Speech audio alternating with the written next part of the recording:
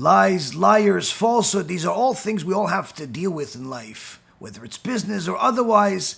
But the Chazon Ish's Jewish HaShkafa series is now going to elaborate on the world of lies, but in a place that we really shouldn't want to deal with, a place we don't want to deal with. Lies coming from the rabbinical world. Liars that he calls nochlim, which are crooks in so many words. Who are these crooks? How do we spot the crook? What do they look like? What do they say? There are certainly big questions that need to be answered. There are certain events that took place over the last month or so that need answers. Are they allowed? Are they forbidden?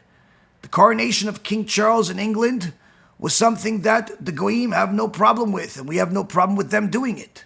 The problem was only when the chief rabbi of England took a key role in that whole coronation when it's inside a church. But he says it's perfectly fine and allowed. He even celebrated it on the podcast of local Rabbi Efram Goldberg, where they both celebrated it, among other things that they were happy about. Are these things allowed? Is justice in their hand? Is the honesty in their hand? Or are they crooks, according to the Torah? This is a big question, and we're going to need as much help as possible to uncover the truth, not only from the clarity of the sages of yesteryear, but even the Chachamim of today.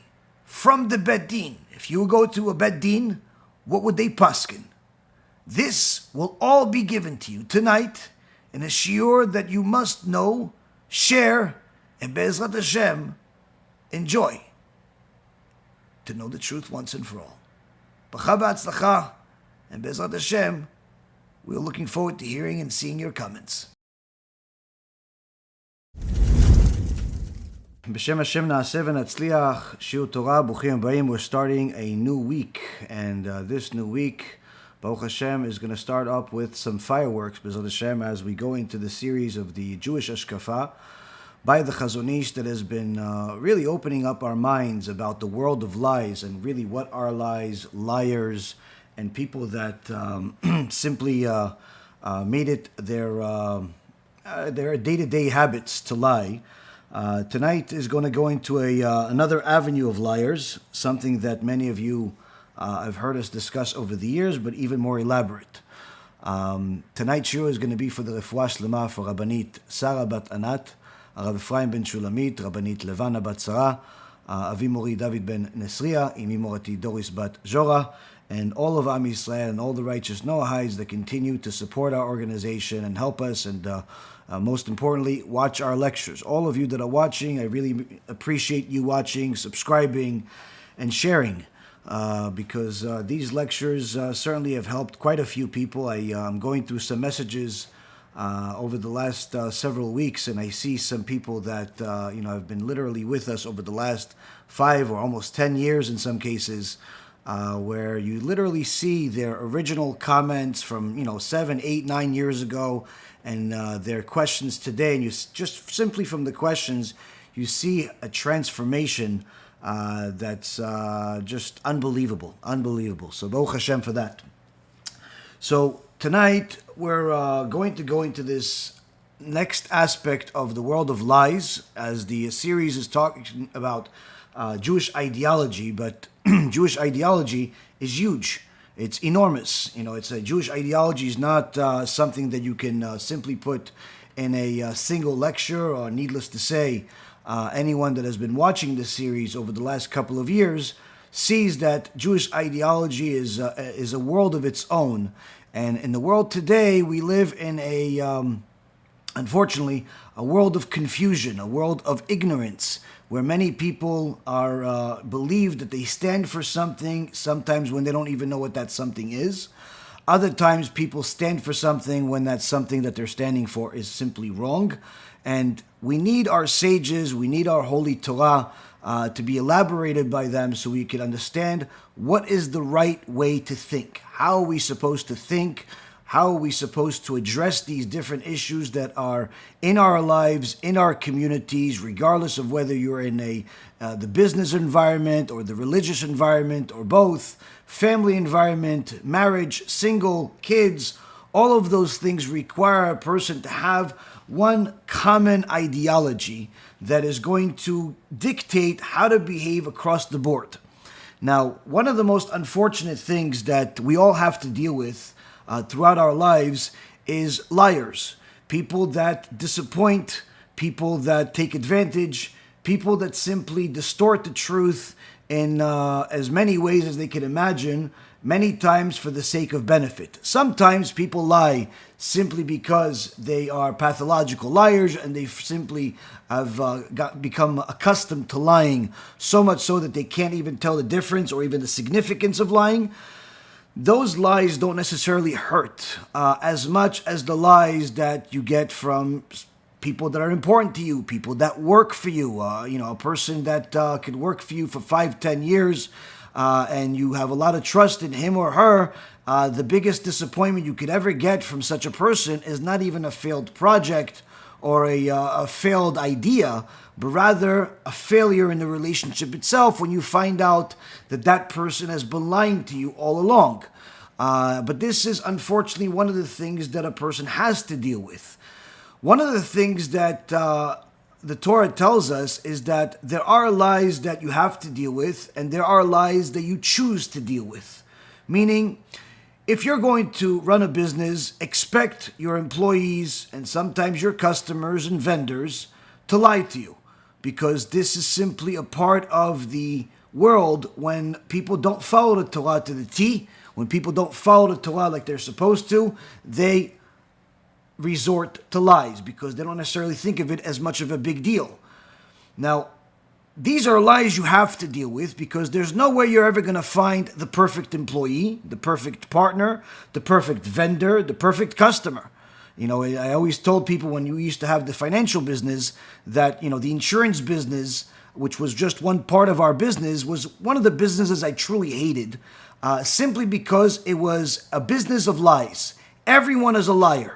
The insurance company is lying to everybody by telling you that they're going to insure you no matter what, because the second you make a claim looking for insurance that you've been paying for all this time, they look for every excuse under the sun not to pay you. Every clause, every small print, everything under the sun that they could find in order to avoid payment legally, according to their terms. And literally, this is the reason why they have buildings full of lawyers and different people that until now weren't using ChatGTP to find different flaws in people's mentality when they're reading the policy.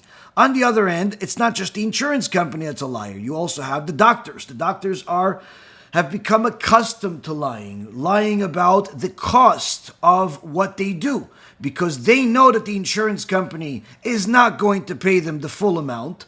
So they figure, we're going to lie about what the full amount is, and therefore, after the insurance company cuts our pay, we're going to actually get what we were supposed to. So in reality, it cost $5,000. We're going to bill the insurance company $10,000, completely ignoring the fact that this all affects the patient and his policy cost down the road.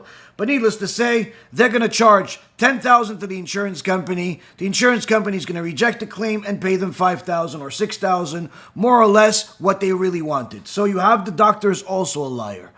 And then last but not least, the patient is a liar. Why is the patient a liar? Because the patient usually does not want insurance until he needs it. He doesn't want to pay for the insurance until he needs it. He only wants to buy the policy after he's already sick. If he could buy the policy after he's dead, he would do that too.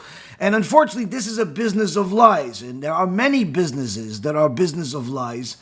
And a person has to realize that even if the world that you are surrounded by is full of lies, it still does not give you the permission to lie. So, with all of that being said, what if the lies are not coming from the places we just discussed, the places you would expect them from, but rather the lies are coming from the leadership, and not just any leadership, rather the religious leadership. I can't tell you the number of stories that I've heard over the years from different victims that went to different congregations, communities, and certainly other religions, and were more disappointed by the leaders than they were by the teaching itself. Meaning, generally speaking, anyone that learns the Torah, if they're really looking for the truth, they're enamored by it, they're enlightened by it, they love it. So how come there are so many people leaving religion? It has nothing to do with the religion, but rather the religious leaders, or people that portray themselves as religious leaders. Whether they are religious leaders in a community where they're overseeing the entire community, or an individual synagogue, lehavdil, a church, or they're overseeing a school or a class. Many times the problems that we all cry about have nothing to do with the religion itself. In fact, has nothing to do with the Torah and has nothing to do with God, but rather the people that portray that they are representing God. And it's important for a person to always remember what we've been saying for the last decade. Jewish people are not always the best representatives of Judaism. This does not mean that we don't have righteous people. We have endless amount of righteous people, and all of the righteous people among the nations do not equal to even a single one of our Gadolim. But one of the greatest of our times. But the reality is that the average person is not going to encounter the biggest, most righteous tzaddikim that we have in our generation. The average person is going to deal with an average person that wants to lead, sometimes is really good at leading, sometimes is really bad at leading, and perhaps really good at misleading.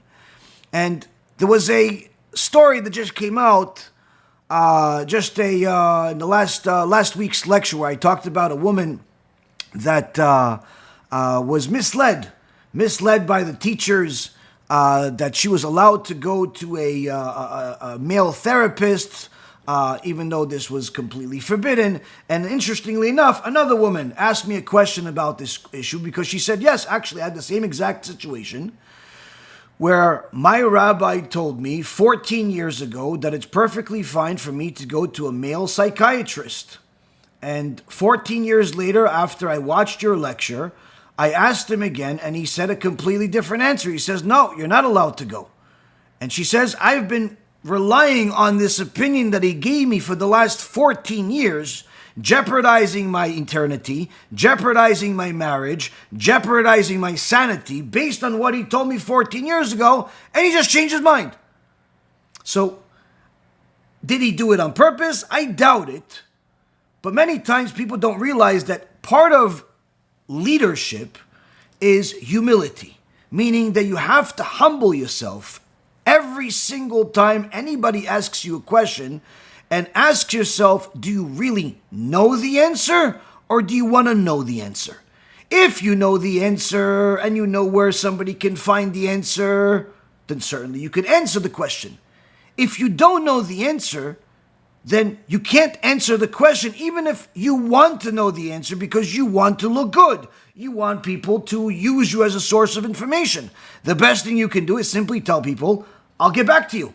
Simple. Oh, but what? It's embarrassing to you that you don't know the answer right away?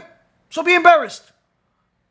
It's better to be embarrassed for a moment in this world than to have somebody make sins because of what you said to them for 14 years.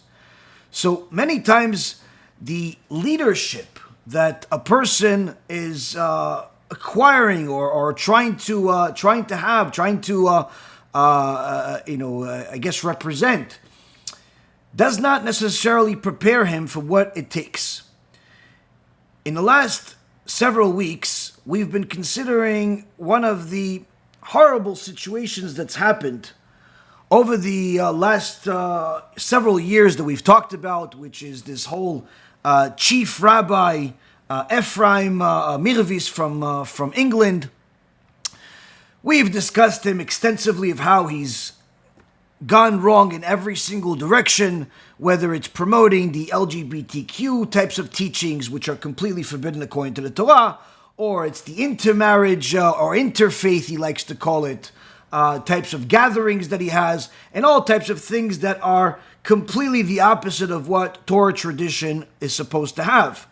Now, over the last month, and I've mentioned it briefly, the king of England, or became a king.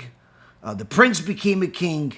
And there was an event where this king invited all of the religious leaders, whether it's a Christianity, which is his religion, or it's Islam, or it's other religions. He also invited the Jewish religion. He invited Mervis, which he has a relationship with, and they've apparently have known each other for nearly a decade now. Now, this whole event took place on Shabbat inside a church. According to everything we've known and everything we've taught over the last decade or so, entering a church is completely forbidden for a Jew. Needless to say, on Shabbat, needless to say times a million, if you are a religious leader that is going to be an example for people to follow. So, we mentioned this briefly, but we thought that we're going to leave it at that. Until we saw that this Mervis is not only proud of what he did, he has joined efforts with other criminals, other spiritual criminals we've discussed in the past, to show how proud he is. And in fact, get chizuk and give chizuk to the supporters by going on the podcast of Efram Goldberg. Now, Efram, we've discussed many times as he invites the Christian missionaries to his synagogue already on multiple occasions. I wouldn't be surprised if there's another one on the calendar coming soon. But at the same token, we've discussed this already. Why mention this again? Why mention it again when the reality is the ones that saw the truth continue to see the truth with us and they continue learning with us. The ones that jumped on the falsehood train of Efram Goldberg and Mervis more or less stay there. It divided us. It didn't unite us. Although it did help some people that were in the middle, didn't know which side, and they certainly more or less have come and joined us rather than the other camp. But this is not really about who's winning and who's losing. It's all about teaching the truth. So why bring this up again? We bring it up again because the Chazon Ish wants to talk about it. And in fact, one of the things that the Chazon Ish is going to teach us today is how to spot the criminal, how to spot the crooks that are misleading communities in the most awful ways. And this is a lesson that each and every single one of us, that if we could follow it, we could write down some of the notes, some of the halachas and sources that we're going to bring. It's going to help you avoid a lot of anguish that unfortunately many times people deal with because they don't listen to the halacha. And for those that are on the other side, still thinking that Efram Goldberg and his new friend Efram Mervis are on the right, I highly recommend you watch, even if you dislike me or dislike anything that I've said in the past, because at the very least, you're going to have some sources that you can bring to those leaders of yours and ask them to answer. How do they address these sources? How do they address these questions? Because if you follow them, that means you're going to go wherever they go after this life is over. The Chazon Ish says the following: ומעצמו פשעי נוכל שברוב שקידתו לחקות את התלמיד החכם בלבושו ובדיבורו ובתנועותיו עד שרחש ליבות בני עירו לפתוח בו ולהאמינו, ובביטחון זה עושה סחורה להפיח כזבים לתועלתו ולהרבות הבות למלא כיסו, ובחלקות יחסי עמו משים עצמו כתמים לא ידע מרמה, וכאילו כל דרכיו משרים, הולך תמים ודובר צדק. Translation: great is the sin of the scoundrel. Scoundrel, for anyone who wants a better word, crook, imposter.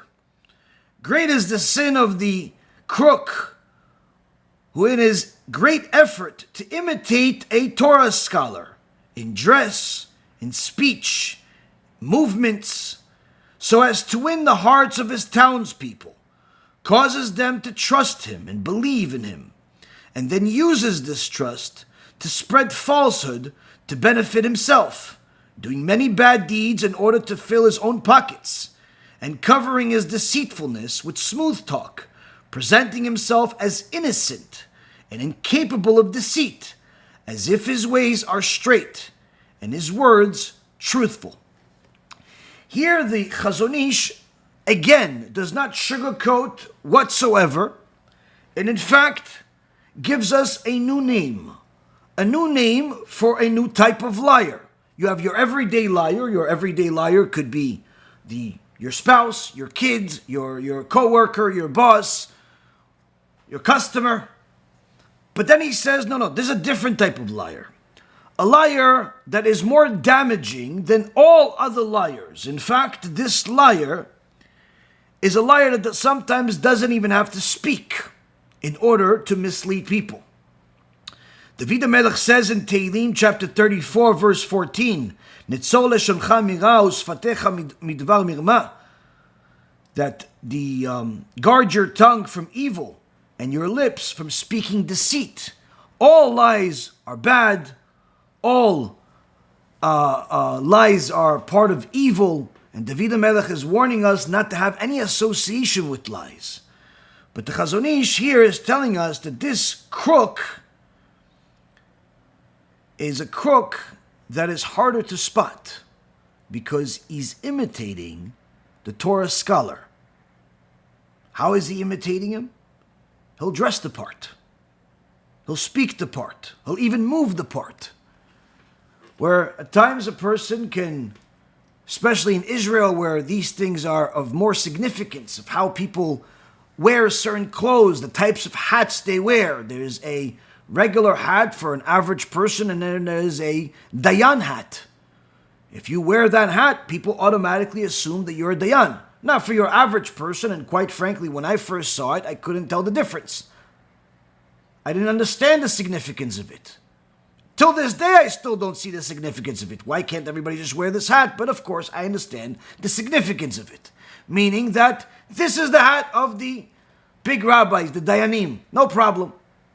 Now, sometimes a person that's not a Dayan will get that hat. And some people will foolishly believe that he's that. Sometimes they'll get the certain jacket that they wear. And people will think, oh, he must be a Talmid Chacham. Some people even wear the fancier clothes that the major rabbis, the Rabbis, or the Rishon LeZion, or all types of significant tzaddikim wear in order to represent themselves as if they are just like them. They see the big rabbis wearing certain types of clothes and they say, okay, well, what's the difference? What is it? $100, $500? I have that money. I'll just buy it. Not realizing that it's more than just the clothes. Rav Pinchas Scheinberg, alav shalom, was known to wear 120 tzitziot at a time. 120 tzitziot. This is personal account from his Talmidim. They used to check his tzitziot every day. He would wear 120 tzitziot plus 30 talit gadol, all at once. So much so that his own Talmidim say that his body, from the heat of all of these tzitziot, had burn marks on it. Literally, his body had burn marks on it. One time he had to go to a doctor, and the doctor asked him to get undressed for him to be checked. And the doctor left the office to come back only to see somebody that was literally a third of the size. Like, where did he go? Why? Because with the tzitziot, 120 of them, plus the taliyot, he looked like a very big man. After he took everything off, he's a skinny little person. Where'd he go? Now, when his students asked him, aren't you hot? He said to them, if you're hot here, you'll be cold up there. It's cooler up there, meaning you won't be hot in Gehenom. Now when someone said, okay, I want to take this on. I want to put on many Tzitziot. Rav Scheinberg forbid him. He says, no, don't take this on. Why? Because you're only taking it on because I'm doing it. That makes you a faker. That makes you a crook. That makes you an imposter. And that cannot be. Some people wanted to take this on, wearing many tzitziot, because of course, it's easy to be an imposter of the exterior. Many times people want to present themselves as if they're big tzaddikim, and unfortunately many times this is something that newly religious people do. They just became religious, but they want to grow long peyot and a long beard and wear a certain clothing and wear the tzitzit in a certain way and a talit a certain way. The reality is they barely know how to pray. They barely know which siman in the Shulchan Aruch speaks about which topic. If you tell them, have you completed the shas, they're not even sure if you're talking about dinner or if you're talking about something that you spoke about in the shiur. They don't know much, but exterior-wise, they look perfect. They look like a rabbi. And many times people want to look the part. Chazon Ish says, this is one of those places you shouldn't do it. Certainly you should look religious, but look like who you are and what you are. Anytime people have asked me whether they should grow a beard or not, usually if you're asking the question, that means you're not ready for it yet, because you're relatively new. But aside from that, I always recommend for people to not grow a long beard or grow long peyot or do anything exterior that's too big for you early on. With early on means not the first few months. Early on means the first few years. Because what happens is that, the beard grows for free. And you don't even have to feed it. And it grows and it grows and it grows. And then sometimes, as a person does their tshuva, a person goes through conversion, a person gets closer to Hashem, they also have, different rises and falls. They have a Yetzirah, and what ends up happening with the Yetzirah is that sometimes the Yetzirah says, listen, it's okay to keep Shabbat, it's okay to keep kosher, it's okay to learn Torah, everything is okay, but why do you have to look that way? And the Yetzirah will try to convince the person to change their exterior look. And since the person knows, well, I'm not obligated to have a beard, so I can shave it. What's the big deal? What they don't realize is that the Yetzirah got you by that little hook. Why? Because the moment you take off that beard, automatically several things happen. Number one, everyone around you will think that you fell back to your old ways. You can tell them all you want that you're still keeping Shabbat, you're still keeping kosher, you're still a kosher person. 5 out of 10 people are not going to believe you. Why? Why'd you change then? Why'd you take off the beard then? Number 2, you yourself feel less religious. Why? Because you don't feel necessarily that responsibility. I had one time this guy tell me, listen, Rabbi, I've been keeping Shabbat already for a couple of years, but I still don't think I'm ready for a kippah, to put a kippah on. I said, what do you mean you need to be ready? What's ready? Just take a kippah, put it on your head. It does everything by itself. You don't have to even program it.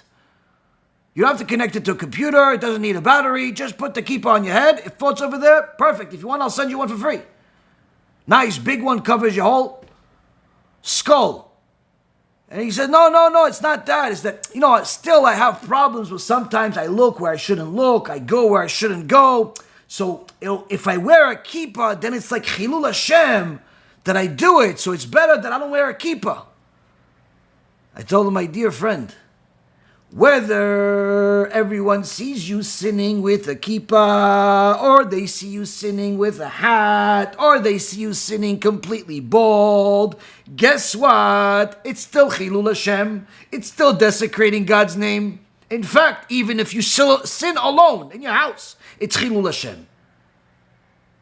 All sins have a degree of Chilul Hashem on it. So thinking that just because you're not wearing a kippah, it's Chilul Hashem, no. Silly. Put a kippah on.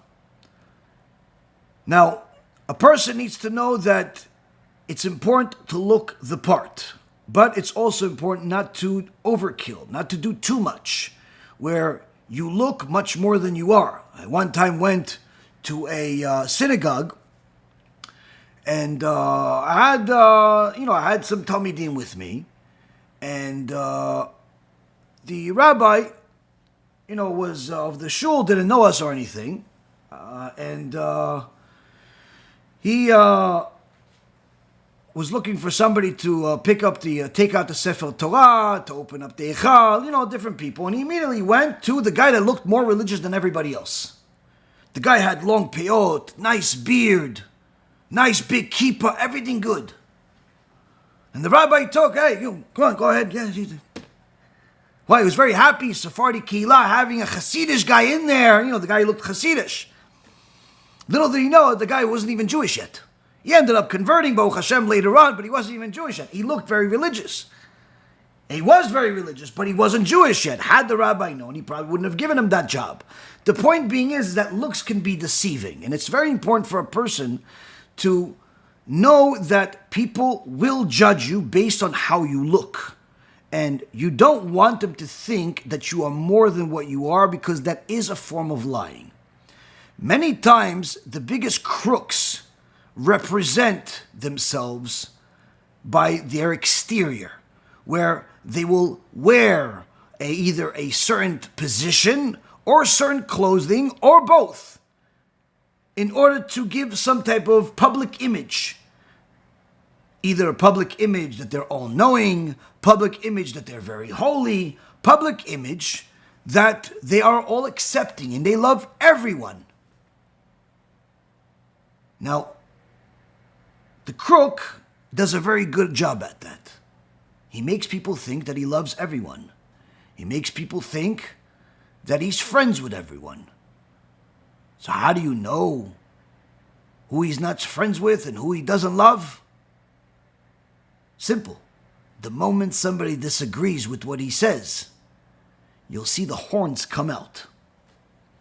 Now, speech is even more dangerous than appearance, because there are many people that look like average Joes, look like average people, but yet when they start speaking, they can manipulate people, and the Torah calls them slick-tongued people.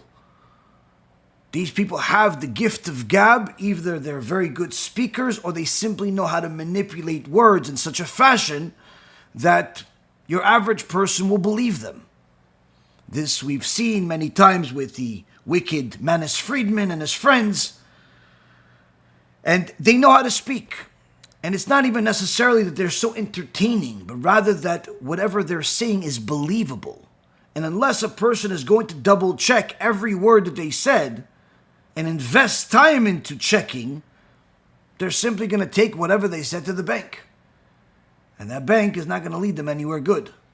So these speeches are certainly one of the key tools that the scoundrel, the crook, the imposter uses often. And even movements.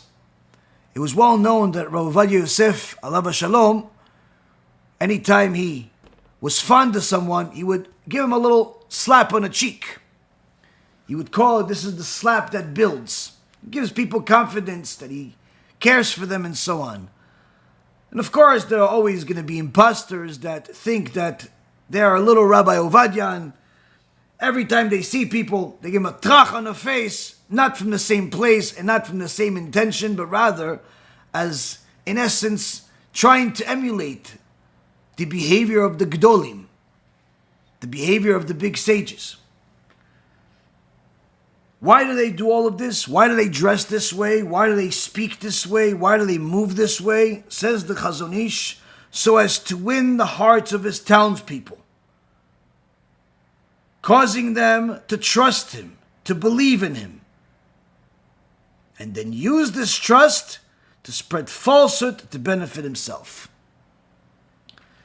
So although that part is a given, anytime somebody misleads, it's for their personal benefit. But the way that the crooks work is sort of like a long-term investor. Usually they're not looking for a overnight success. Usually they're very patient people, and they wait for their opportunities carefully, patiently, as if time is in their favor. But if you follow their behavior close enough, you'll see that this was all literally one big master plan. The bigger the crook, usually the more clever they are. They're usually not stupid. In fact, they're usually very smart people. But smart, intellect, IQ, don't necessarily mean a person's going to be good and use it for good. So, these crooks that the Chazon Ish is talking about have this great plan to dress a certain way, to speak a certain way, to move a certain way, in order to entice people, to like them, to follow them, to listen to them, to share their stories, to share their books, certainly to support them financially. But it works in such a seamless way, most victims don't even know it's happening.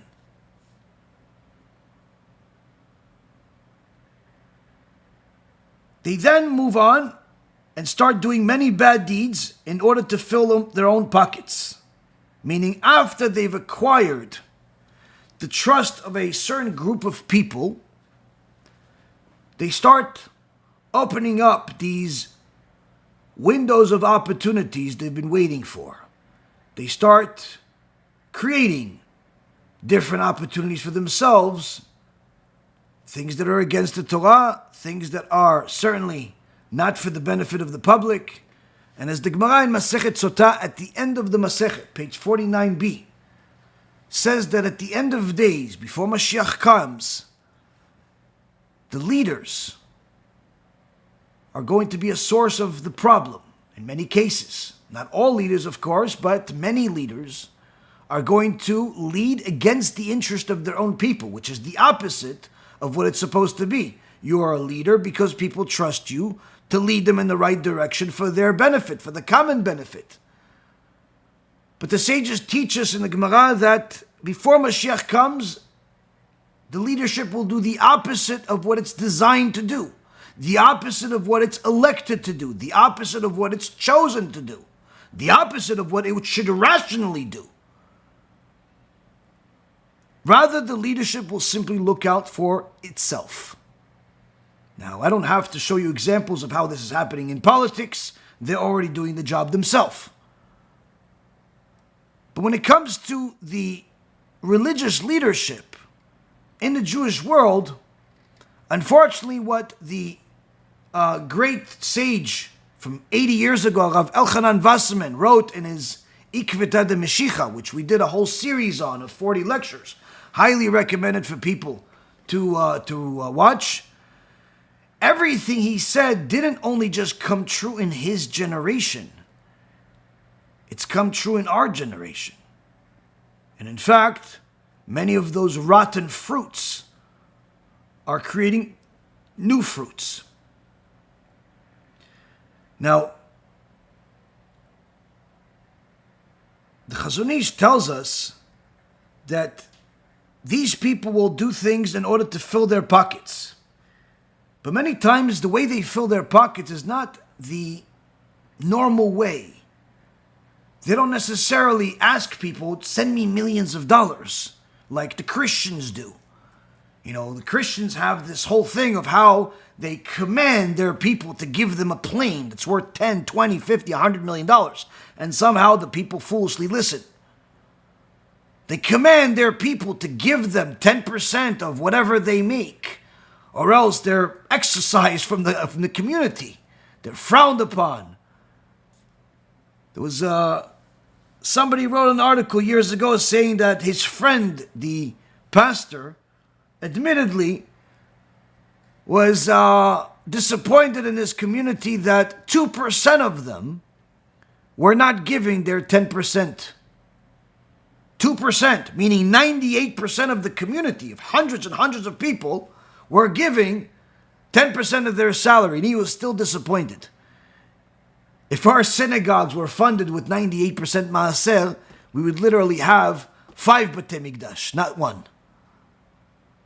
But here we see that, of course, it's because the evil inclination when it comes to funding Torah is much greater than the evil inclination to fund idolatry. The evil inclination wants you to fund idolatry, hence the reason why there are so many of them, so many big churches, so much money going in there. But the point being is that when the other places, the other religions, the other belief systems misguide and mislead their community, no Jew in the world is surprised by it. They've been doing it for ages. Whether it's the pedophilia or the raping or all of the other types of scandals. One was recently uncovered by the news where they said there was a certain pastor took his own community's money and simply stole it as a Ponzi scheme. Like, why would you have your pastor become your investment manager? I have no idea how somebody rationalized such a thing. But, needless to say, this happened. And this is not the first or the last story of such. Many people hated the fact that many of these big churches were led by people that were very, very wealthy to the point of obnoxious wealth. Multiple planes, fleet of planes and boats and all types of things, while some people in the community barely had something to eat. But this is not a surprise to Jewish people. What is a surprise to Jewish people is when we see our leaders, however big or small, whichever one they are, outright lie to the community, outright lie to people, without thinking twice about it. When we started bringing up some of these several years ago, where we spoke about whether it was Manis Friedman or Efram Goldberg or any of the other number of spiritual criminals, many people had the reflex to reject this. They didn't want to hear it. It's not possible. He's a big rabbi. He's famous. He has a big community. How could he be saying what you're saying he's saying? How could he be doing what you're saying he's doing? They didn't want to believe that this was happening. And in fact, until this day, many people don't want to believe that what we're saying is happening, even though there's endless proofs of it. A few years ago, we warned people about Sepharia. Only recently did people start listening. But it's already several years into the making. Several years ago, we brought many different things. But most people simply did not want to hear that a popular religious leader in a Jewish world is doing evil. So immediately it was rejected. In fact, in some cases, it was rejected by most. Now, what we did was not new. All of the great sages that we tried to walk in their footsteps, maybe be just literally the dust under their feet, did the same thing. Sometimes in speeches, like Rav Shach alav shalom did often, and Rav Ovadia alav shalom as well, but more often in writing, more often in a place, a world where this is going to be brought out to the scholars. And the scholars had the job of publicizing it to their communities. Now, this is something that goes as far back as the beginning. The Chazon Ish is trying to give us the insight that crooks are nothing new in the Jewish world. Crooks exist. We can't use they were a crook as an excuse of why we went wrong. Because here he's giving us a map, an instruction set of how to spot them. First and foremost, he's telling you that the crook is not going to look like a crook. He's going to look like Esav. Akol kol Yaakov ha'edayim edei Esav. The voice is the voice of Yaakov, but the hands are the hands of Esav, says the Torah. Where he's going to look like a tzaddik, sound like a tzaddik, sound good, look good, sound like he wants your best interest, sounds like he's knowledgeable. But the truth, it will be the opposite. So the first thing you need to know is don't look at the exterior, because that's not going to help you. In fact, it will mislead you more often than not. 2, what he says, as far as the words he uses, is not as important as what the message implies and what he's basing this on. Because their goal is to gain people's trust, so typically they will speak in a fashion that is constantly looking for you to trust me, trust this, I know, even if I don't provide a source, even if there is no source. You can just simply rely on what's called da'at yachid, an opinion of one. Over the last several years, we've been fighting this Manis Friedman and his plague that he's brought into our nation, telling people that one of the ways that he justifies that there is no reward and punishment that is like what the sages teach, that is like the 13 principles of fate, but rather a reward and punishment that he invented out of his small mind, is because God needs you. Meaning, he outright says that no Jew will be punished by God, regardless of what they did, because we've been in the exile for the last 2,000 years. And one of the ways that he qualifies this is because he has concluded that God needs you. Now, we have brought endless amount of sources of why this is completely heretical to say, heretical to think, and in fact, the Gemara mentions in Masechet Kedushim that the sins that a person makes, certainly will be punished. The sins that a person thinks about, he won't be punished, unless it's idolatry. If you think about idolatry, that's a punishable sin. Thinking about idolatry is punishable. Whereas everything else, if you think about it, it's not punishable. Only if you do it.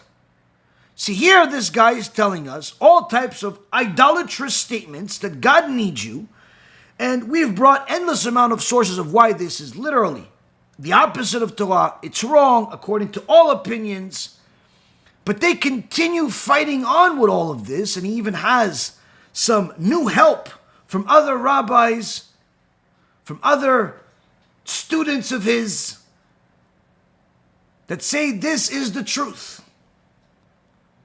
Now, anyone that's been following my lectures can probably count the number of sources that we've brought over the years, and it's certainly many. If I had to estimate, it's no less than 50, possibly even more than 100 sources that we've brought of why this is completely forbidden to think that God needs you. And any time somebody has mentioned it throughout the generations, they've explained what that means. And it certainly never means what he says and what his followers say, regardless of whether they are rabbis in the yeshiva in Israel or they are some rabbi that's in Boca Raton or in New York or wherever they are. No one can provide an actual source. And that's what we've said all along. Now, you would think that if it was so simple to prove their point, since they're writing books about it, since they're preaching it in practically every single video, every lecture, you would think they would give you literally a source list that's no different than your to-do list for tomorrow to start off the week. They would give you source after source after source after source after source of different great sages that believe that God needs you. But until this day, not a single source has been brought by any rabbi, And any sources that were brought by them are not understood the way they brought them by anybody else other than them. Meaning they manipulated the speech, manipulated the language. No one says God needs you. They understand it that way, but that doesn't make it a source. That just simply means you don't know how to learn. Or you don't know how to understand this particular source. Or you're simply looking so hard for something, you've simply invented it. Just like the Christians, they're looking so hard for Yoshke in the Torah that they simply invent him in different places in the Torah. They invent him in Isaiah 53, they invent him in Daniel 9, they even invent him in Bereshit. They invent him everywhere. Why? Because they're looking so hard for this lie they can't find. So they don't want to disappoint anyone, they simply invent it. So these people have invented this God needs you thing. Now, unfortunately, they have followers. They have financial support. They have people believing them. But they don't have sources. And if it was so simple, and it was so fundamental, then how come it's so hard to find a source? And even more so, how come Manis Friedman himself recently said publicly for the first time, when he was interviewed by his Talmid, is it possible that what you're saying is a dat yachid? Meaning, is it possible that what you're saying is the opinion of one? Meaning, this is only your opinion? And he says, yes, it's very much possible that this is only my opinion. Which in itself proves every single thing we've said about this since the beginning. Because here he's outright telling you he doesn't have a source. He's the only source.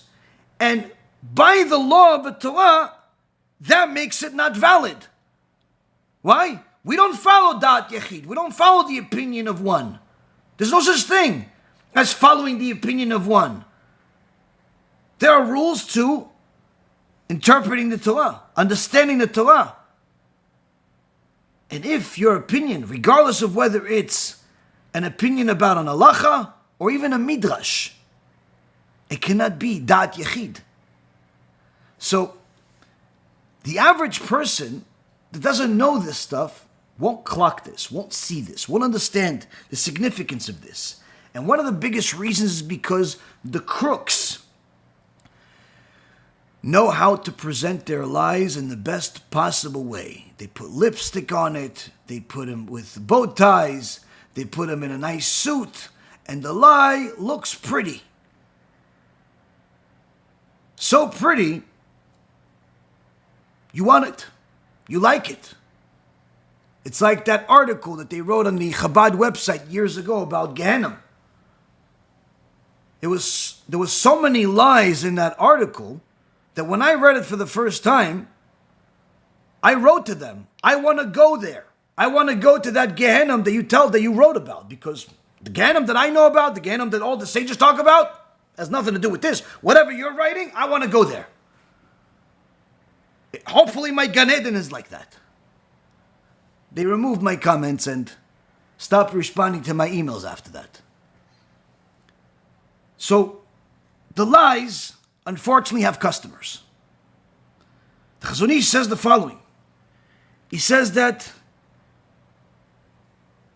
the covering of the deceitfulness with smooth talk, presenting themselves as innocent and incapable of deceit, as if his ways are straight and his words are truthful. This is the one part that simply struck a nerve of some kind, turned on a bulb in my mind when I read this, that it had to be brought up again about Mervis and Efram and all of these other things again. Because the one thing that always boggles my mind is how these people, not only lying, I've seen a lot of liars. I was on Wall Street for almost 20 years. Unfortunately, lying is almost like a second language or even a first language for some people there. So, lying was not necessarily something new to me. I don't think lying is new to anybody. But when you're in the money business, unfortunately, lying is a common thing. I remember years ago when somebody told me that I was wasting my license's lifetime because I'm not lying to my customers and cheating them. I made my first $1 million. I'm 23 years old, I think, 22 years old. And apparently some people found out. One guy that I knew from the business called me up, asked some questions, who, how, when, all the details of how did you do this. People like to know so they could copy it, do it. And when I started giving them the numbers, back then I was stupid enough to actually disclose stuff like that. And he was shocked. Not shocked at the fact that I made $1 million. He's shocked that I didn't make $10 million. I told him, why? Why do you think I should make so much more? I have this amount, I'm investing, we made, what's the problem?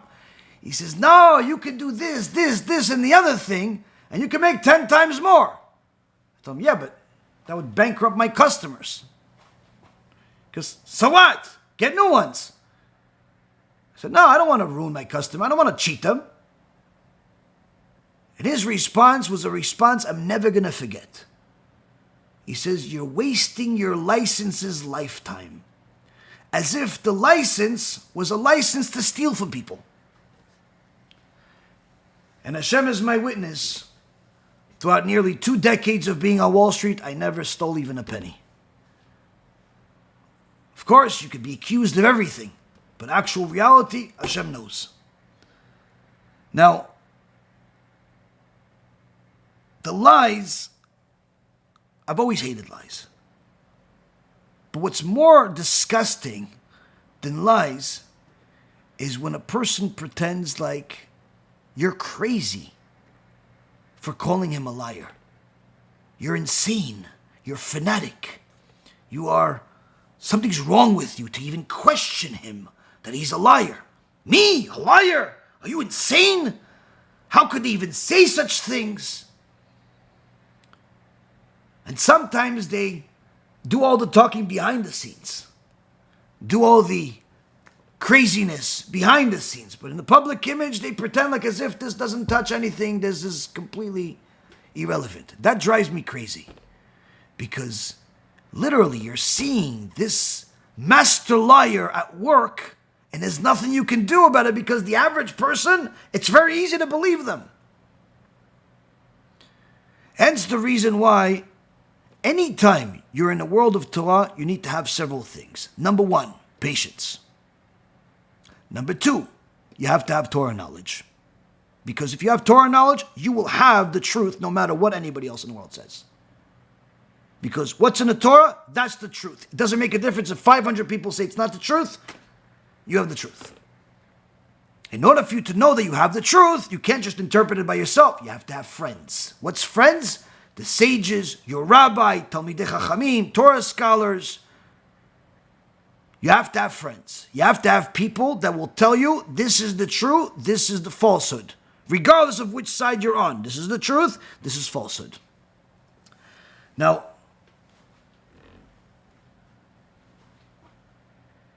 when people see the falsehood that's out there, they don't realize the type of damage that it causes. Years ago, there was 2 major companies selling milk, kosher milk, in the States. And one day, it was publicized that Rav Moshe Feinstein was against one of them, doesn't trust their kashrut. Automatically, the Jewish world practically banned this company. Nobody wanted to buy their milk. They started putting posters everywhere. Rav Moshe Feinstein, the Gadol Ador, doesn't trust their kashrut. Now, this immediately affected their sales. So much so that the owners of the company made it their priority to go and meet Rav Moshe Feinstein and ask him why. What did we do? They went to the Rav. They said, for the Rav, what did we do that you don't trust our kashrut? Rav Moshe Feinstein looks at him and says, I never said I don't trust your kashrut. He said, no, for the Rav. What do you mean? It's everywhere. It's posters. People are talking about it. Nobody wants to buy our milk. Rav Moshe Feinstein says, it didn't come from me. I never said anything about your kashrut. I have no problem with your kashrut. Go and check where the source is, and you'll see it's not me. They went and checked. And what did they find out? A Talmid Shoteh, some crazy guy, decided to take the truth into his own hands.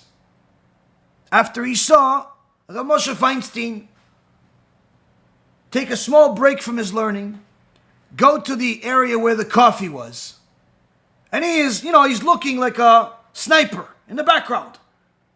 What does the rabbi drink? How does he drink? Okay, that's not necessarily a problem until you do what he did. Rav Moshe Feinstein pours himself a coffee, picks up one of the milk cartons of Company A. After he picks it up, he puts it down. And then he takes the milk carton of Company B and he pours that one. And there is the difference. Rav Moshe Feinstein picked up carton A. He doesn't trust them. He doesn't trust them. That's why he put it down. And he publicizes to everybody. Made it a big thing that Rav Moshe Feinstein does not trust this company. They came back to Rav Moshe Feinstein and said, this is what happened. Why did you do that for the Rav? Everybody's saying that that's what you did. Rav Moshe Feinstein laughed. He says to them, the carton was out of milk. I needed coffee. I wanted to get the first carton. I picked it up. As soon as I picked it up, it was empty. I put it down. I got the next one. That's it. Nothing that all of the other stuff is made up. By who? A guy that decided that he has his own opinion. That he decided the opinion. He wanted the opinion. And unfortunately, this happens often. Most of the time in small families, small communities. One person is going through a difficult time and you get a phone call from somebody that's not exactly the most trustworthy person, not exactly the most decent person, but that person is part of the problem. And they tell you, listen, I'm not the problem. They're the problem. They're mean, and they're this, and they're that, and they're this, and they're telling you a whole bunch of Lashon Hara. Now, until now, you thought that this person is a reliable person, decent person, nice person, but now you heard a bunch of Lashon Hara. Not only Lashon Hara, but Lashon Hara from an unreliable person. And guess what you did? You believed them. And you know what happened then? You just created an angel big enough to destroy your entire city. Not only have your mind become the enemy of Torah by allowing this to happen, but certainly if you take any action by saying, you know what, I'm not going to talk to this person anymore. I'm not going to do business with this person anymore. I'm not going to help this person anymore. I'm not going to invite this person anymore. Guess what? You're inventing new angels of destruction. New angels of destruction are literally everywhere. Why? You believed Lashon Hara. You believed information that is forbidden. Especially coming from the source that it came. Why? You decided that you know enough to decide what's right and wrong. Instead of looking at the books, instead of looking for the rabbis, instead of looking for the truth. Why? Because usually the liars, the crooks, the imposters know how to touch your emotions, know how to get you to feel bad for them, sensitive, know how to get you to really empathize with them. They're the victim. Moshe Feinstein knew the truth, and it wasn't very difficult for him to show it. Unfortunately, we're not the same. So we need to wait for the opinions of the Moshe Feinstein, for the opinions of the great sages. And Baruch Hashem, we got them. Bet Din in Lakewood came out with an article a few weeks ago. It was a 2-part article, paskening an halacha in so many words that already exists, but in so many words, clarifying that it applies here.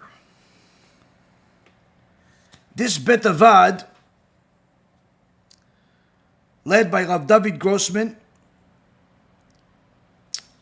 has paskin halacha on multiple things that have been relevant, but here, I don't know if any of you are familiar with them, and if you're not, you should be, because they brought in something to light that should have really been standard knowledge for the world of Jewry.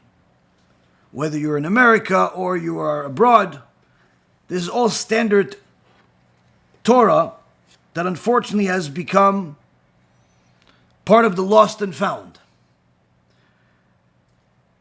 The question is,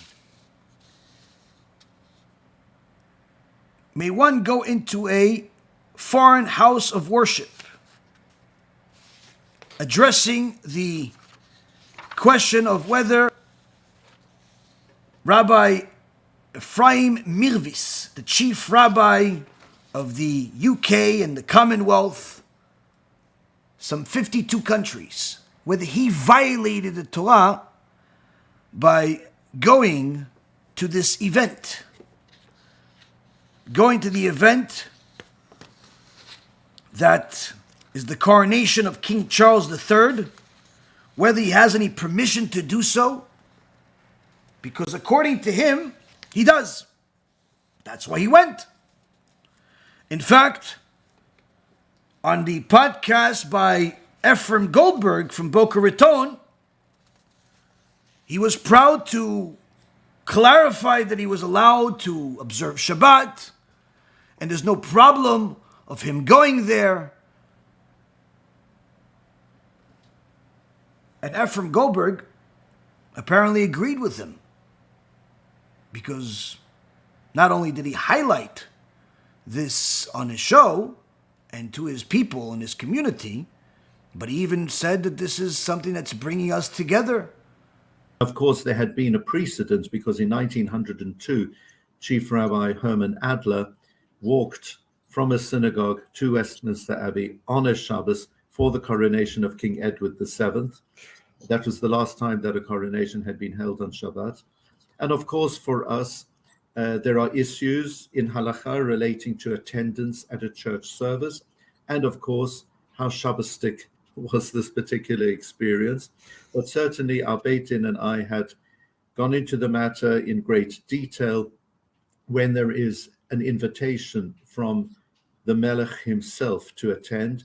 And very interestingly, if you look at the actual girsa of the invitation, it's King Charles III commands, and then your name, to attend. Wow. So when you have an actual tzivoy of the Melech, that's something which we accept. And in halakha, it's important, mishum eva, that one should be present. And also on Shabbat, it was important that I be present. And as you mentioned, they respected our Shabbat regulations in a most extraordinary way. It really is incredible, and it is reinforcing for people who keep Shabbos and are inspiring others. Yet, Charles at the time said, I will break off my holiday and I will come back to London for a day for the synagogue service. It was the very first time that a member of the royal family attended a shul service for the installation of a chief rabbi. And from that moment onwards, we established a very close rapport. I visited Israel twice with him. Once was when he went to the funeral of Shimon Peres, and the other, which was more significant, was a visit in its own right when he came on the 27th of January 2020 for the 75th anniversary of the liberation of Auschwitz, and I accompanied him on various very significant visits within Yerushalayim on that occasion. And I've got to know him enormously well. You asked about his character. Yes, there's great warmth.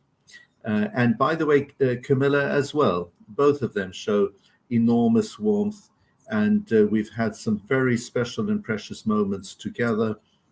And literally just 3 days before the coronation, my wife and I were guests of the King and Queen at their garden party in Buckingham Palace, where we had great conversations in anticipation of the coronation. And but it's not special relating to me myself. It's the way he relates to all people and the way in which he wants to genuinely be the defender of all faith. So this is what Dayan Yitzchak Grossman says. Article originally published on May 18th, 2023, according to the Gregorian calendar. Starts with the following. CNN reports, Britain's chief rabbi, Efram Mervis, will walk to King Charles III's coronation in keeping with Sabbath laws. The King and Queen are being exceptionally gracious in order to make it possible for me to walk to Westminster Abbey on our Shabbat, because we don't go in vehicles, he told CNN. So they have invited us to be their guest in St. James Palace over the Shabbat. Mervis's role in the ceremony marks the first time that faith leaders from all of Britain's major religions will be included in the coronation, which has traditionally been solely Christian service. While the Archbishop of Canterbury will conduct the ceremony and anoint Charles with holy oil of idolatry, I should add, the chief rabbi said that he will be part of the procession entering Westminster Abbey and will give the newly crowned king a blessing. After the religious service is over, I, together with 4 other faith leaders, will be forming a line. The king will stand in front of us and we will give him a blessing and greeting, says Efram Mervis. The announcement that the chief rabbi would be entering Westminster Abbey, an Anglican church, aroused indignation online. A year ago, he attended a prayer service at St. Paul's Cathedral in London in honor of Queen Elizabeth II's 70th anniversary on the throne. The former chief rabbi Emanuel Jacobitz, who served from 1967 to 1991, described his own practices as follows. After consultation with the London Bedin, my own practice is occasionally to attend church services on royal and state occasions to represent the Jewish community, but I never actively participate, nor do I wear a cap and gown.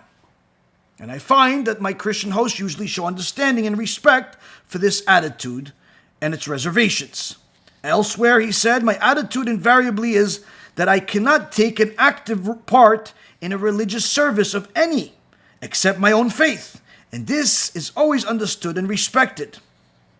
So here we see that, first and foremost, CNN reports Efram Mervis is proud of this. He's publicizing it himself. He publicized it on Twitter. He went on different networks. He was as proud of his involvement in this Christian coronation of the king as if it's coronation of the Mashiach.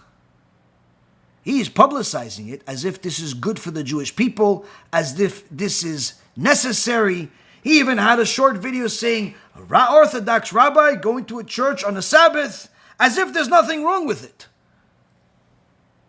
Now, one of the things he uses is the fact that the previous rabbis were part of this also. They did something like this in the past, but really, the previous rabbi says, although he did go at times, he was not part of the same thing of what Efram Mervis was doing. He wasn't part of the religious ceremony. He wasn't wearing a cap or a gown. So it's not exactly the same. Furthermore, the Dayan Yitzchak Grossman brings another example from America. A day after President Obama's inauguration, a national prayer service was held at the National Cathedral in Washington.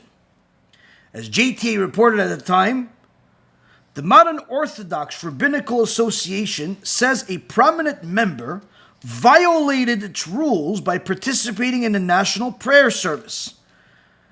the RCA, known as the Rabbinical Council of America, official told the JTA that Rabbi Haskell Luckstein, the religious leader of Congregation Keilat Yerushun in New York City, broke the organization's rules by participating in a service Wednesday at the National Cathedral on the morning after Barack Obama's inauguration.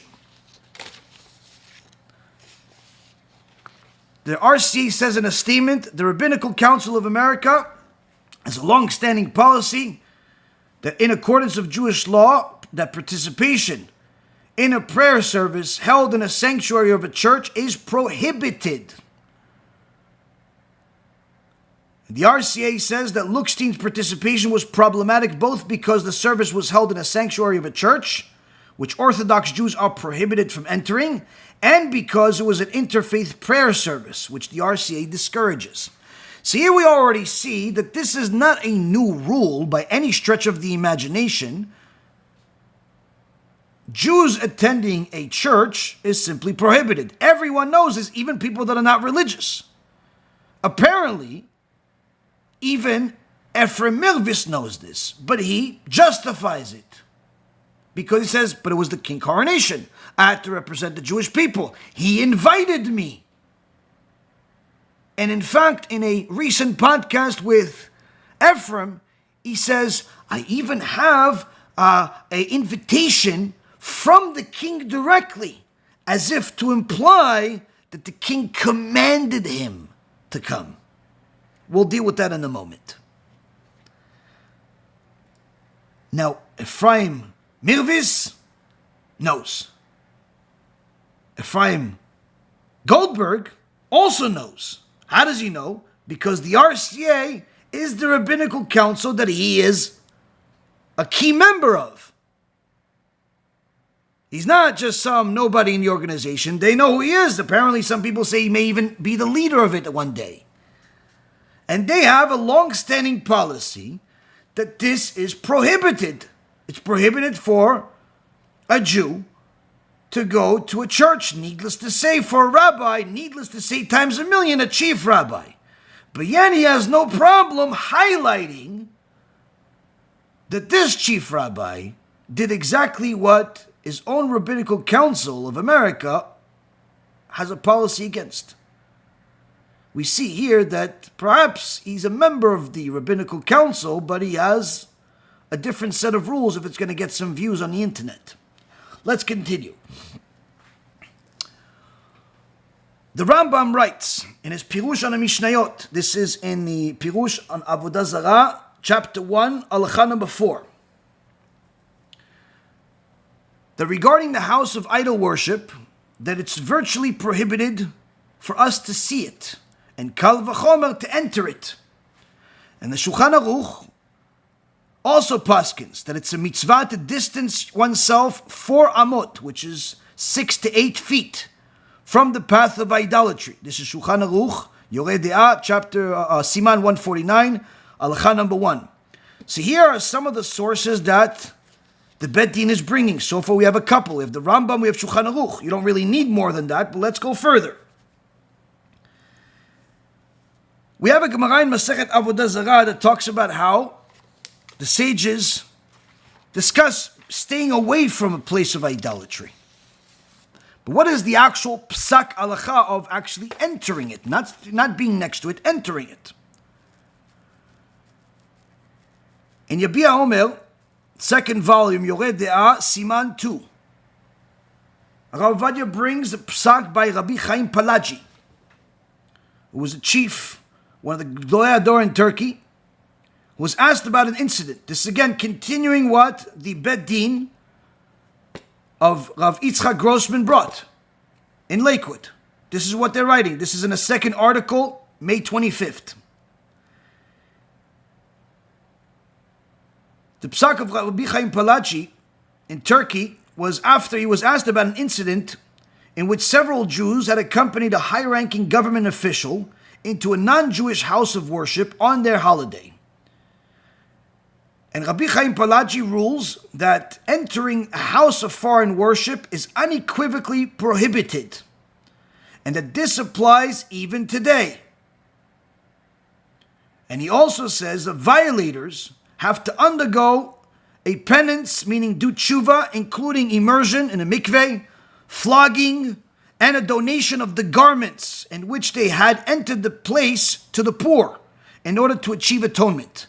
Meaning, for entering a place of idolatry, needless to say, if they had to be part of the service like Mervis was, they had to flog themselves, go in a mikveh, donate money, donate their clothes to poor people. Why? They entered the place. Now you think, oh yeah, but he's one posek. More. We have Rambam also. We have the Shulchan Aruch too. But that's more. Rabbi Eliezer Deitch of Hungary was asked about a similar incident in which several Jews had attended a memorial service for a government official in a non-Jewish house of worship and removed their hats as is the custom among them. And Rabbi Eliezer rules that they had sinned doubly. Entering a foreign house of worship is forbidden as an act associated with idolatry. The term is avizarayu de avodah zarah, or avizarayu de avodat elilim. This is like the act right before actual idol worship. And also included in the prohibition against following the traditions of the non-Jews, the chukot hagoyim. And he goes so far as to express uncertainty about whether entering such a place would be permitted even if life was at stake. And he concludes similarly to Rabbi Chaim Palagi that they have to do a great atonement. So here Rabbi Eliezer Deitch is telling us that it's so bad for a Jew to even put himself in a situation to enter a church that he is doubtful of whether a Jew is allowed to enter a church even if his life is on the line. Meaning, there's a bunch of people that are chasing to kill you. Usually, this is not hard to find throughout history. A lot of people have been trying to kill Jews throughout history. So, people are trying to kill you. You have multiple options. Everyone knows if you have a mosque as an option and a church as an option, you go to the mosque. But the chidush that Rav Deitch is saying is that what if you only have the church as an option? Go hide in the church or die. He says, I'm not sure if you're allowed to go to church. Meaning, it's possibly better for you to die than to go into the church. Needless to say, go there electively like Mervis did. Ovadia Yosef, alav shalom, and Yabia Omer, Yoreh De'ah, Siman 11, Ot 8. When he was in Egypt rabbinate, he was once asked by the government-appointed chief rabbi of Egypt, who was a wicked person, so wicked that he didn't put on tefillin. Ovadia writes this. He says that this guy was the faker of all fakers. He is didn't put on tefillin. How do they know he didn't put on tefillin? Because every day he would come to shul and he would take his bag, go into his office by himself, and then come back as if he's putting on tefillin by himself. One time, one of the people in the community that wanted to prove this to people, he took out his tefillin before the rabbi came in, and he replaced them with 2 onions. So when the rabbi came in, he took the bag, it was the same weight, so he wouldn't notice. Same weight, he went inside, and short while later, he came outside as if he put on tefillin. From that point on, everyone knew he doesn't put on tefillin. So this wicked guy once put the situation to put the pressure on Rav Ovadia. What was the situation? He says that he wanted Rav Ovadia to represent him at a funeral of a Christian diplomat that would take place in a church and include prayer by the priests. And he asserted that this is a matter of maintaining good relations with the non-Jews, darkei shalom, and therefore it's a custom of many rabbis to do so, and therefore you have to do this. Rav Ovadia responds, and he actually wrote this as a tshuva in Yabia Omer, and he says the follows. it's prohibited to enter their churches, even if there is a concern for darkei shalom, for peace. Even if there's a concern for that. When there is only an interest in befriending them and finding favor in their eyes. And all the more so since their custom is to offer incense at that time to idolatry. And they cry out in prayer, but are not answered in their prayers. And a fortiori for a Rav in Klal Yisrael to go with the entourage of the office of the rabbinate, with his official garb and rabbinic attire, which certainly entails a desecration of Hashem's name, chas v'shalom. And one must resort to all means and efforts to abolish this evil minhag, to abolish this evil custom, which comprises the same letters as Gehenna. That's the words of Rabbi Ovadia Yosef, alav shalom. He says, not only is he not going, whoever you're saying is doing this for the sake of peace, as part of the custom, it's an evil custom. You have to erase it, you have to eliminate it. And just as a hint from heaven that you have to eliminate it, this custom has the same letters as Gehenna. Furthermore, Rav Grossman brings Rabbi Eliezer Yehudah Waldenberg in Eretz Yisrael was asked about the permissibility of entering a church for the purpose of viewing art. Not going to a prayer service, not a coronation of a king, simply to look at the art. They want to go see, Michelangelo on the wall or something. He responded that it's strictly forbidden for a Jew to enter a church. And he extends the prohibition against entering places of idolatry even to mosques, per the ruling of the Ran, who in fact says the Muslims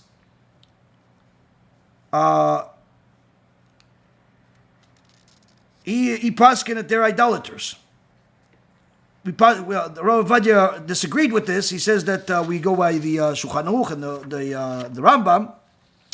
But the point being is that Rabbi Eliezer Waldenberg said that going into a church, even to view art, completely forbidden. And according to some opinions, even to go into a mosque is forbidden.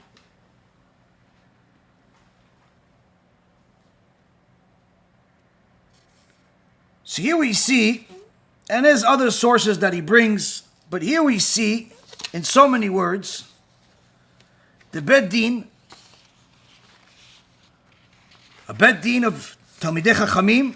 I remember when I spoke to one of their rabbis, probably about 2 years ago, they were trying to build furthermore because they want more Talmidim. They're saying that in the U.S. there's only about 100 Dayanim, which is awful compared to the size of the population. Should be many, many more.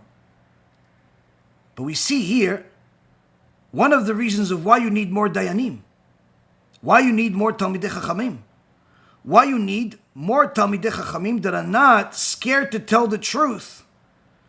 Because here you see that it's clear halacha, according to the Rambam, according to Shulchan Aruch, according to Rav Ovadia, according to Rav Eliezer, according to Rav Waldenberg. I mean, literally, it's across the board. You're not going to find anybody who says, yeah, go to church. It's okay. It's perfectly fine.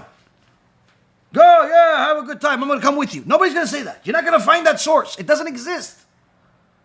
But yet you have two so-called Dayanim. One is the chief Dayan of the UK, Efram Mervis. One is the Dayan in Florida, Efram Goldberg. Both are Dayanim. And both are highlighting something that is completely forbidden according to the Torah law. And they're saying this is a great thing that's happened. Sort of like what Mervis's friend, Dweck, said years ago about how LGBTQ is a wonderful evolvement of society, of some other nonsense that he said. So here we see that they're not even hiding this. They're proud of this. They're highlighting this, even though it's clearly against halacha. Now, if you were to say they're two commoners, they don't know anything, and therefore They can make a mistake. That would be fine. But they're not. They are representing the Jewish people to a certain extent in their communities as well as the public at large. You have both personalities, have very big audience, very big followers, apparently very big ignorance, or very big corruption. When those that are not ignorant say something, these two crooks come out and say, no, what are you talking about? We're not violating halacha. You're misunderstanding it. You're misunderstanding the Rambam. You're misunderstanding the Shulchan Aruch. You're misunderstanding the Yabia Omer. You're misunderstanding everything. I'm not praying there with them. I'm praying for myself. And anyway, what they were talking about, they're not saying your life is at risk. So my life was at risk. How? He mentions the king sent me an invitation saying, I command. So he commanded me to come.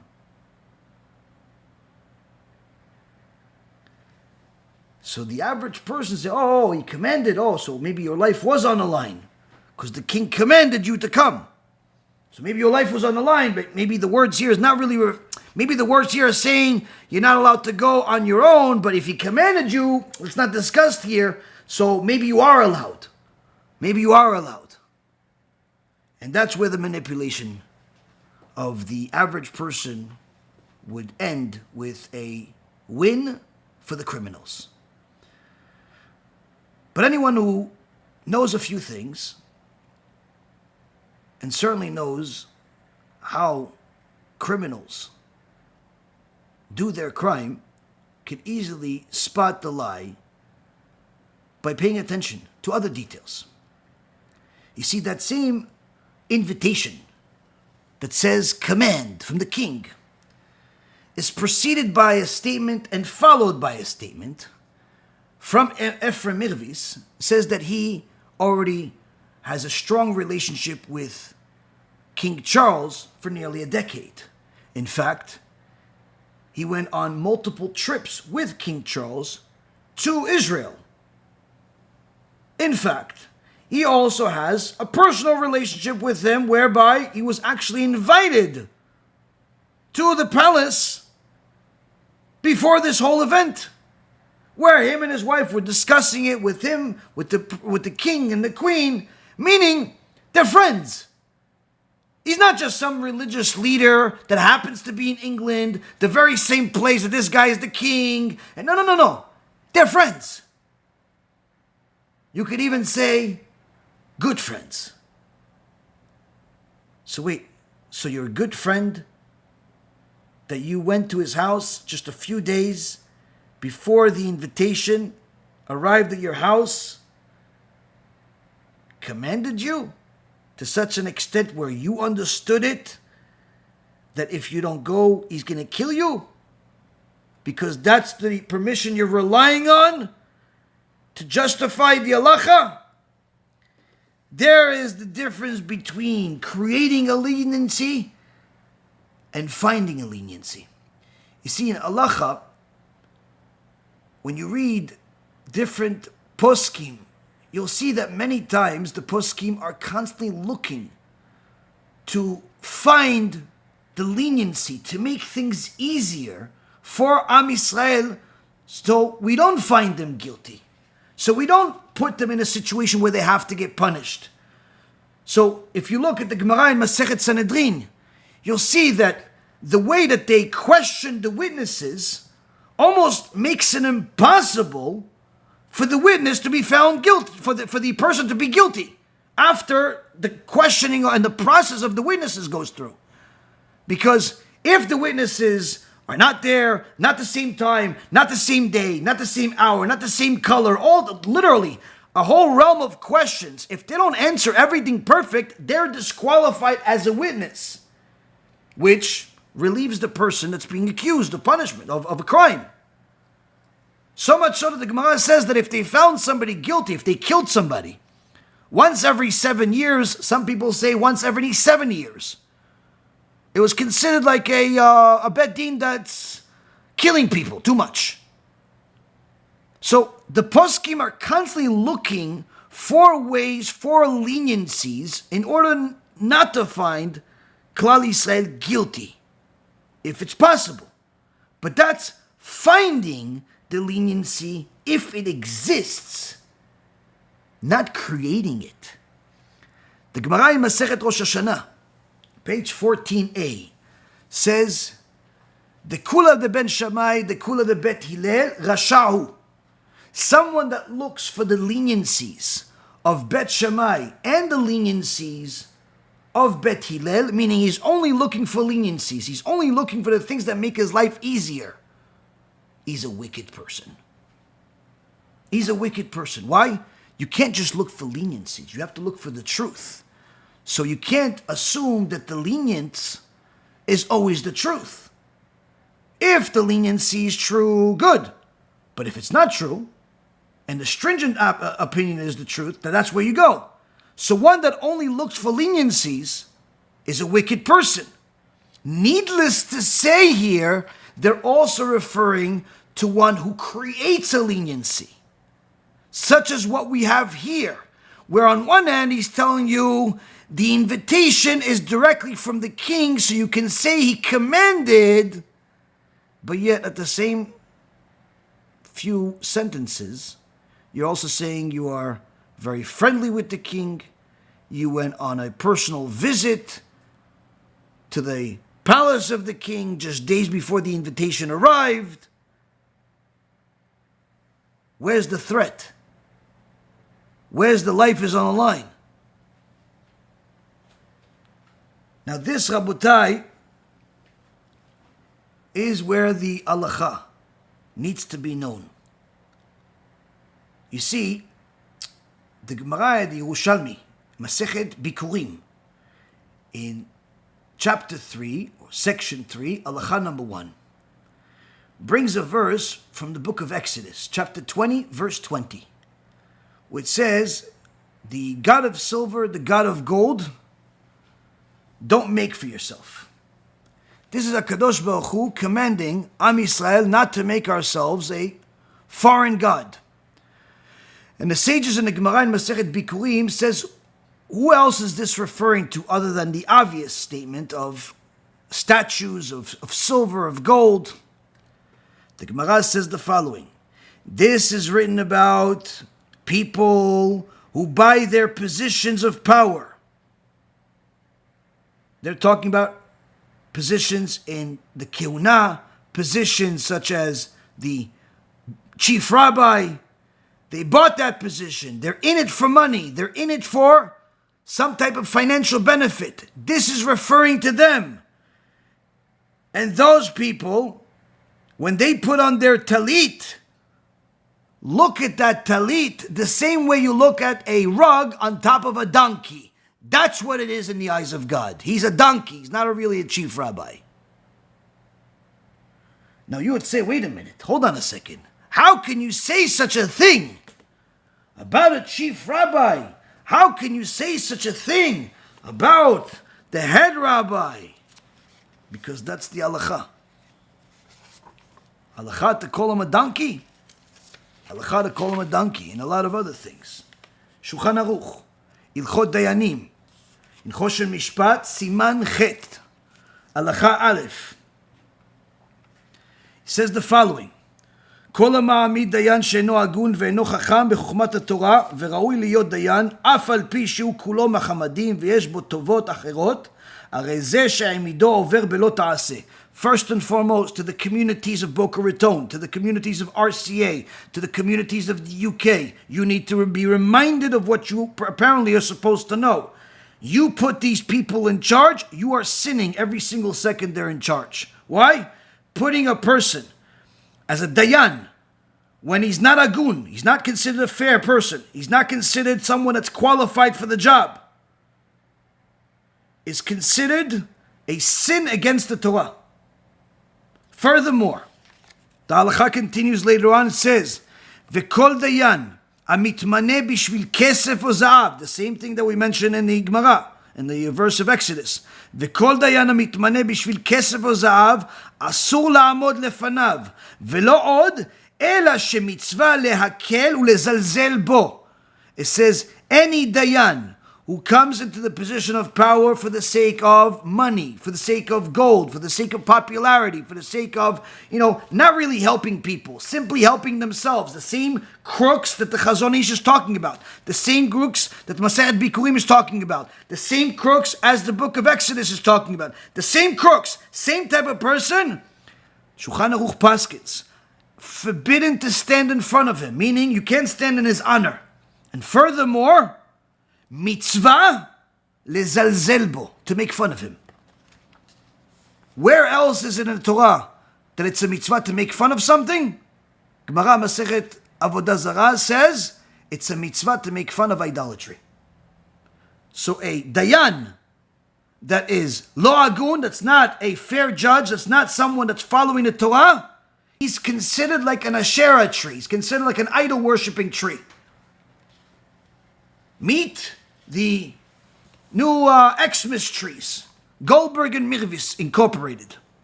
Why? Because when you make a mistake, it's not a problem. Everybody makes mistakes. When you highlight the mistake to such an extent that you make people believe that it's not a mistake and everyone else is mistaken, you're a crook.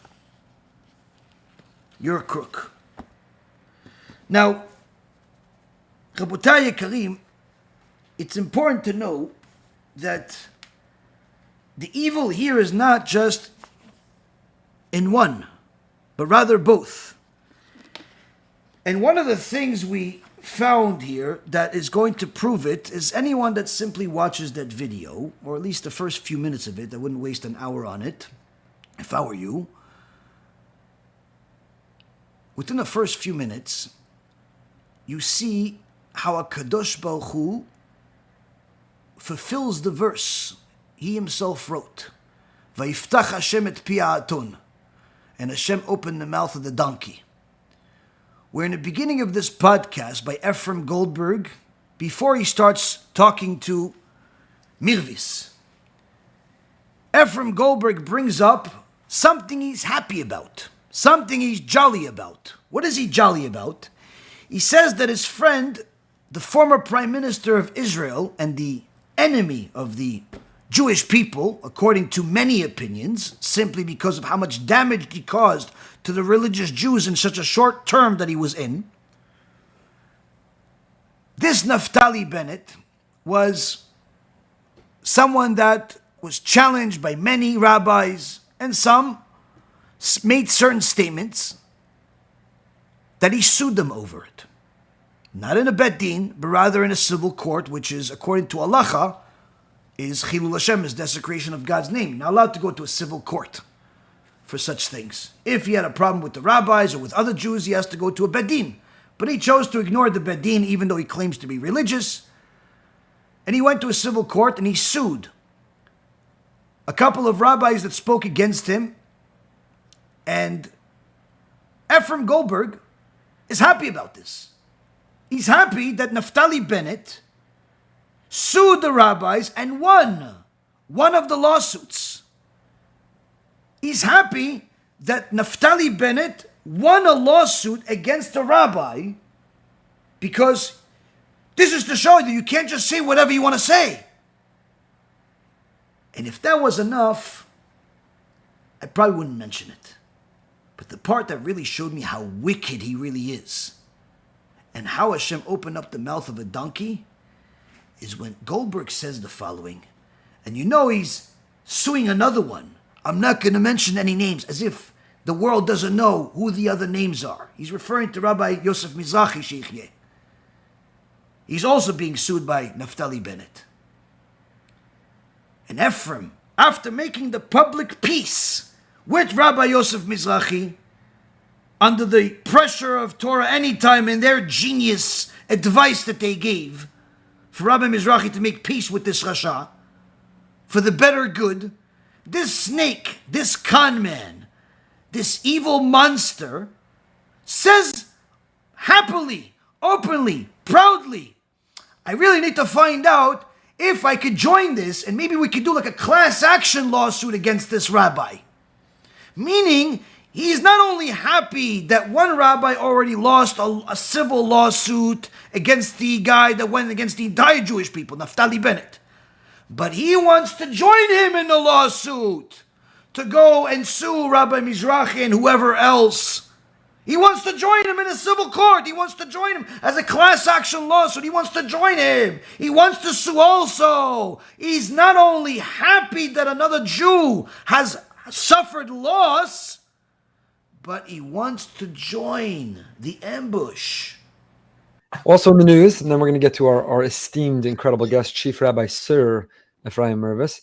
But I saw in the news today that our friend, former behind the beam guest, former Prime Minister of Israel, Naftali Bennett, and his mother sued a rabbi who publicly and went viral on that person's social media, 700,000 people, said Naftali Bennett's this and that, he's anti-religious and he's miserable, and he's not even Jewish, his mother's not Jewish. So good for Naftali and his mother, Myrna Bennett, and they sued this rabbi, and they won. Today or yesterday, they won. The rabbi at the end had to apologize, admit he was wrong. The court is still going to decide the fine. Naftali has said all that money will go to charity. He's not interested in the money. And this is the part I'm proud of. He said, you can't just say whatever you want to say. You can't, with an internet connection and a camera and a microphone, just spew rhetoric and hate and say whatever you want to say, including falsehoods and lies. Wow. So he took down this first rabbi, and I happen to know he's going after another. Who that person... Yeah, I'm not going to use any names, but he's going after another. About Naftali Bennett. Wasn't you, someone who spoke about you and me, but he's going after another. I want to know, could we do a class action suit? How do I get in on this? Because I'd also like to hold them accountable. But you know what? Good for Naftali. I love that. Now you're going to say, yeah, but he's right. He shouldn't have said what he said. Even so. Why? Why does Efram and Manis and all these other people always preach to people in order to grab their hearts and put it in their hands? That they love everyone, they accept everyone, they don't reject everyone, they're welcoming, they love their brethren. Where the love is in this speech, I'm not so sure, but everywhere else they love. Well, let's just see. What does the halacha say about loving your brother? Sefer HaChinuch. Mitzvah number 243, the obligation to love your fellow Jew, comes from the verse in Leviticus, chapter 19, verse 18. Lo tikom velo titor et bnei amecha ve'afta l'reacha kamocha ani Hashem. You shall not take revenge, and you shall not bear a grudge against the members of your people. You shall love your fellow as yourself. I am Hashem. That's the verse. In so many words, you want to love, first and foremost, no, remove all revenge from your heart. Already we see Efram failing number one. The Chinuch says the following. It's an obligation to love each and every fellow Jew with the love that one has for his own self. That is to say, we must be concerned for every single Jew and for his property. Just like a person is concerned for his own self and his own property. We are so commanded, as it says in Leviticus 19:18, you shall love your fellow as yourself. In describing this mitzvah, our sages of blessed memory said in Masechet Shabbat, page 31a, that which is hateful to you, do not do to your fellow. They also stated in the Sifra, in the name of Rabbi Akiva, you shall love your fellow as yourself. This is a great principle of the Torah.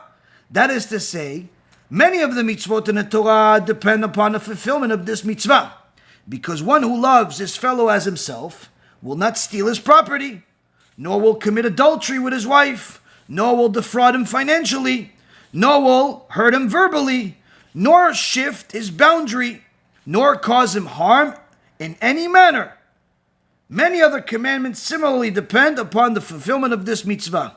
The matter is surely known to every intelligent person and does not need to be elaborated. So the first part of the Chinuch, written about 700 years ago, that loving your fellow Jew, first and foremost, remove that revenge. 2, you have to be concerned about his property.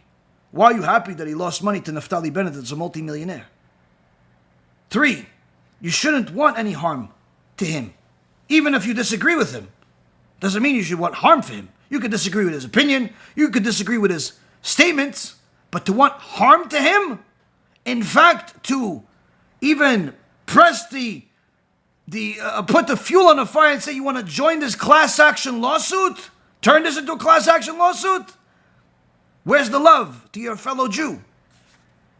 Where's the love to your fellow Jew that you publicize so often? Do not steal his property. Do you know that when someone wins money in a civil court, it's considered stealing, it's considered gezel? Do not defraud him financially. Going to a civil court, winning the money that they win, whatever they end up saying, this is owed to him, it's going to be considered fraud according to the Torah. Do not cause him any harm. This is obviously causing people harm.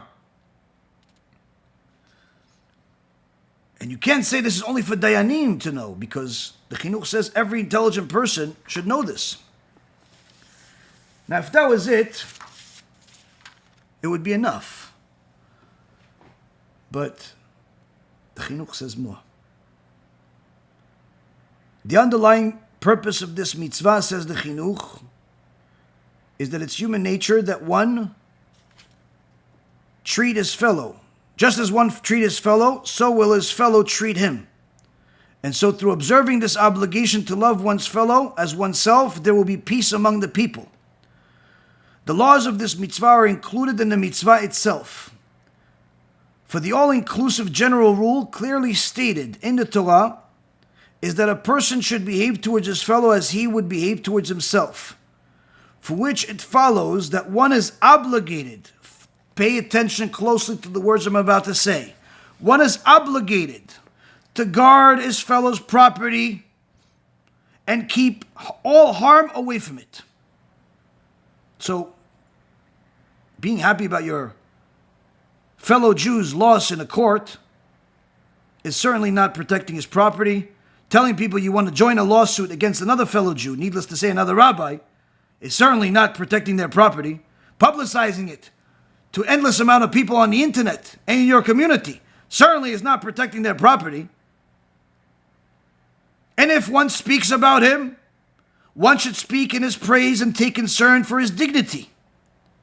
And certainly, lo yitkabed biklono, and certainly not derive honor from his disgrace. Kmo she'amru zichronam livracha, המתכבד בקלון חברו אין לו חלק לעולם הבא. As the sages have taught us in Yerushalmi Masechet Chagiga, page 2, halacha number 1, whoever derives honor from the disgrace of his fellow has no share of the world to come. Efram Goldberg, aside from all of the sins that you've made that we know of and the sins that we don't know of, only HaKadosh Baruch Hu knows of, you, my dear friend, just lost your olam haba in public by taking honor for your fellow Jews' downfall. Your listeners would certainly benefit in your public tshuva. The Jewish people at large should certainly benefit from your public tshuva. And even more so, you should tell your other friend, Mervis, his tshuva will certainly benefit himself, his family, the Jewish people of the UK, and any followers he has at large, for him to do public tshuva, for their mistakes, for his mistakes, for not only going against the halacha, but publicizing it in such a fashion that he made it look like it's allowed. To mock individuals is one thing. To mock the Torah is an unforgivable sin, unless the tshuva is greater than the sin itself. This, Rabotai Yekarim, is the Chazon Ish, telling us that sometimes you're going to have leaders, that they're going to be good speakers, they're going to be in a position of power. They're going to be people that have access to information, to resources, they're going to be in a perfect position to lead the Jewish people or mislead the Jewish people. Don't assume that just because they have the position and the ability that they're going to do the job like they should. The onus is on each and every single one of us to know what the truth is. And therefore we can recognize the lie when it's looking at us straight in the face. Thank you very much for learning with me. May Hashem bless each and every single one of you. And may Hashem give those two and everyone else that we've spoken about over the years the power, the inclination, and the desire to do a public tshuva no less than their public sins. And we benefit and merit from dancing next to them once they do so. But until then, we continue to fight.